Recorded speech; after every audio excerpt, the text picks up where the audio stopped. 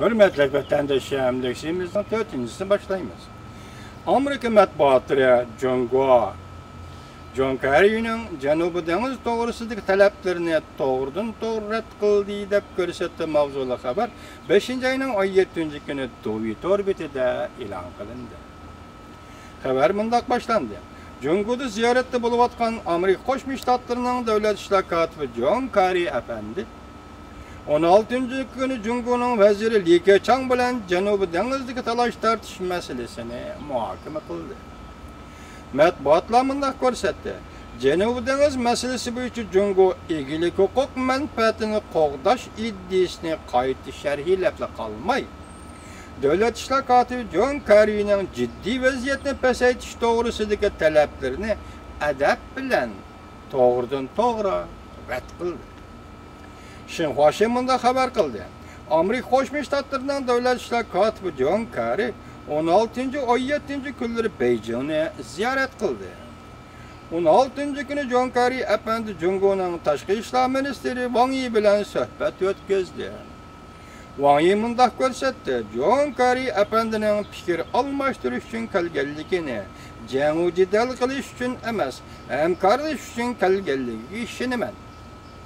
Devlet işler katibi John Kerry efendi Amerika Koşmuş Ştatları hükümetinin Janubi Deniz meselesi boyunca meydanı yana bir tarafga yan basmay, her qaysi tarafdagi o'xshash muamele qiladigan meydanını şerhiledi.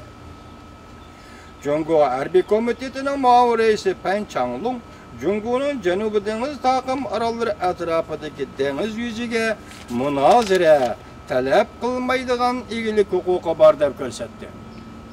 Amerika Koşmuş Ştatları Birleşme Agentliği haber kılıp mundaq görsetdi. Dikkat vatandaşlarım, intayın nazik cümleler cümle dikkat kılın.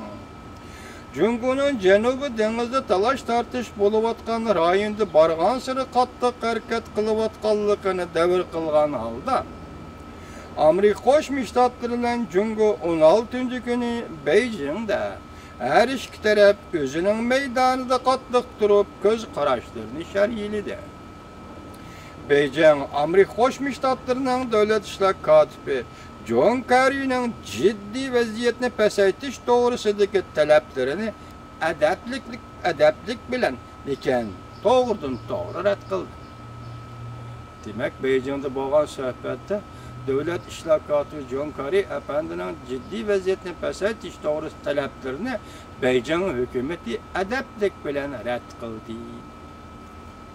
Beijing'de görüştü bolgandan keyin Amerika Koşmuş Ştatlarının devlet işler katibi John Kerry, Jungo'nun Taşkı İşler Ministeri Wang Yi bilen söhbetleşip, ilgili hukuk taleplerini toqunuşlarını diyalog arqılı hal qilishni ta'kidladi. Jungo'nun Taşkı İşler Ministeri Wang Yi söhbetga tayyorlanib bo'ldi. Janubi Deniz'de başlagan qurilishni to'xtatmaymiz.